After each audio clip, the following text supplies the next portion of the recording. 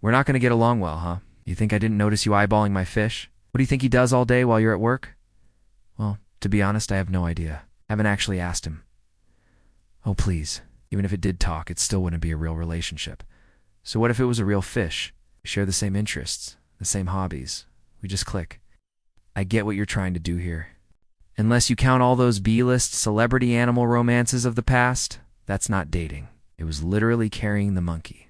Besides, if you look closely, it doesn't seem like the monkey is even enjoying itself. After all, we do have a long history of falling in love with fictional animated characters. But unlike these fantasies, real-life relationships with animals raise some pretty big problems. Poor guy looks miserable. Maybe he just has a case of social anxiety. Hey, I don't know. Some people won't even consider dating someone who likes Star Wars more than they do. While female jewel beetles usually mate only once per year, males can copulate up to 100 times per season. It's basically impossible unless you have opposable thumbs, which I don't. It's true, I'm not particularly strong. I wouldn't even be able to compete with Gary in this scenario. He's got those claws. I'm sure there's been some progress. For example, researchers recently developed a program that translates dog barks into human language. For those reasons, most of us end up dating other humans. Do you think you could date? Let me know in the comments section below. Then we can discuss it next time we meet up for coffee. Wait, where are you going? You said you'd meet me at the coffee shop? I thought you were going to break up with Gary. I'm sorry. I shouldn't have brought up the past. Everyone has their own problems to deal with. Honestly, I think it's for the best. I'm sure Gary might not be able to talk or understand what I'm saying. Subscribe if you haven't already and check out this video. But he is a good listener, and sometimes that's all you need in a relationship. Plus, I don't think my dad would approve of me dating a fish anyway. And thanks to this technology, we now know that dogs use different vocalizations to communicate with their owners than they do with other dogs. Turns out our canine companions call us by a different name than they call each other. But despite these breakthroughs, it's still pretty difficult to ask an animal out. Plus, I doubt my fingers could stand being licked by his rough sandpaper tongue. Speaking of which, I'd probably be rejected about 99% of the time if I tried to date an insect. Most of them are just not into me.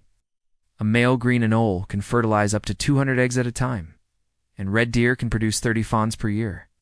Can you imagine 30 kids running around your house, and they don't stay cute forever? Take the African bush elephant, for instance. They can live up to 70 years old, which means I'd be stuck babysitting my date until he or she was practically a retiree, and not to mention all the milk I'd have to buy. The average cow produces 6,000 gallons of milk per year. Imagine having to explain to your date why you're staring at it while holding a milking machine. Awkward. The owners rated themselves on a scale of 1 to 7 for how attractive they were. Then the dogs were tasked with sniffing various body odor samples from their owners. And sure enough, the dogs could tell which samples came from the most attractive owners.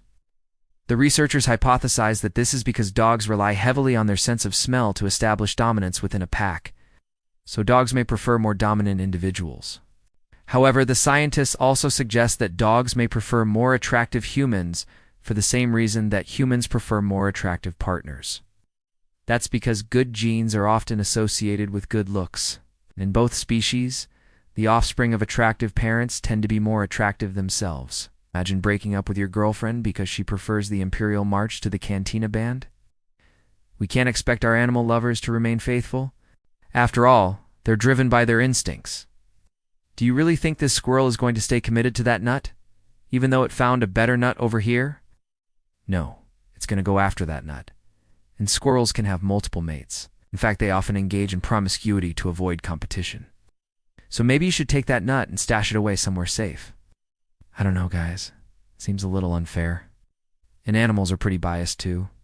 Take dogs, for example. Studies show that canines will refuse to help humans they don't like, even if they're their owner.